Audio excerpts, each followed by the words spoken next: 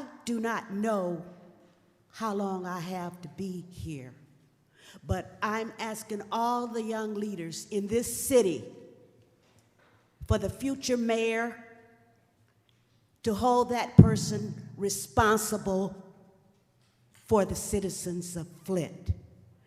If you do not serve your people, leave the city of Flint. And I'm asking all carpetbaggers to leave, run out, and don't look back.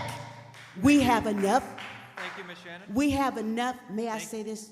Yes, We have enough intelligent people in Flint coming out of Kettering, University of Michigan, Baker's College. We have a lot of intelligent people in the city of Flint. Let's use our own resources. Thank you, Ms. Here in the city of Flint. And maybe with the new and future mayor, Ms. Shannon. we will turn this city around and we will have hope and we will smile again. Thank you, Ms. Shannon. Our next public speaker. Our next speaker is Adam Garrix. Mr. Garrix? Mr. Garrix. Garrix? Adam Garrix? Good evening. Good evening. I'm going to say the same thing I said 2 weeks ago, and I find it really ironic that the July 27th meeting wasn't publicized yet on YouTube. July 22nd, the arson on Stone Street was an act of domestic terror. I'm going to keep repeating that because I saw 2 individuals leave that building, okay? But I want to say something in reference to what everybody has said here so far. I've got a lot of professors and lawyers that are friends of mine, and they've all said the same thing.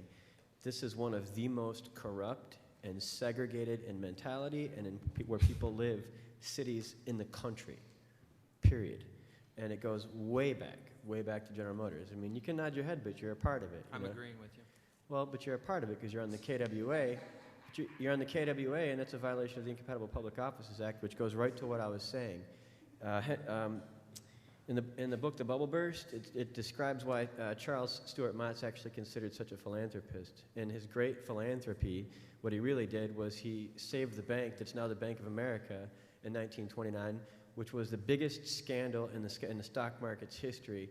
That entire board had embezzled everybody's money, and then C.S. Mott comes in and saves the bank with his own money. No, he actually bought a bank for a cut-rate price in the middle of a crisis. It did not make him a philanthropist at all. And I want to remind everybody that C.S. Mott was buddies with Ford and all of the other auto executives. Ford supported the Nazis, so did C.S. Mott. This is a matter of fact, and it's a matter of history. They also had organizations like the Flint Alliance, which was intended to break up unions and brutalize people. There was also the Black Legion and the Liberty League. So we're talking about conspiracy and corruption that goes way back. Now, some of you may not be involved directly with it. I think it's simply ineptitude more than anything else, which is just as bad when you talk about corruption, because if it's inept, it's just trash. It's not even worth looking at as far as what you produce. But more importantly, I wanted to say to everybody, you know, I'm here mostly because of the Carriagetown issue with the properties going on there, but not because I want to preserve the neighborhood, okay? There's a lot of history there that's being destroyed, and there's Native American ground that's being trampled on with C.S. Mott racist dollars. And that's because it's private money, and if federal money was involved and they found bones like they did a block down, the project would stop, the property would go back to the Native Americans. This is a diagram of Heartland Manor, what they were going to do to replace Heartland Manor some 15 years ago when they bought all these properties. And I brought this because this cost $250,000 to a consulting firm. And that's just one amount that I can think of. I'm almost done. I can count up to $1 million in consultations where they've taken the neighborhood people, brought them in, gave us chocolate dipped strawberries and told us what they were going to do with the neighborhood, and then end up with some piece of garbage that ended up in the lobby of Heartland Manor. Because they lost Medicaid certification and treated those people like crap, our elderly, to the point where the EMTs called that place Auschwitz, okay? So this corruption, everybody forget that Jeffrey Wright was in there with Rizzo and then turned Fed snitch to save his own butt, yet you guys are on the KWA pipeline? I mean, seriously, you guys can make a motion at any given time.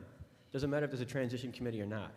Any one of you can make a motion at any given time to stop anything that's going on, whether it's Carriagetown or anywhere else, get it seconded, get it passed, and then take it to committee. It's not that hard, Thank you. okay? So no Mr. status Garrix. quo. Thank you. Our next public speaker.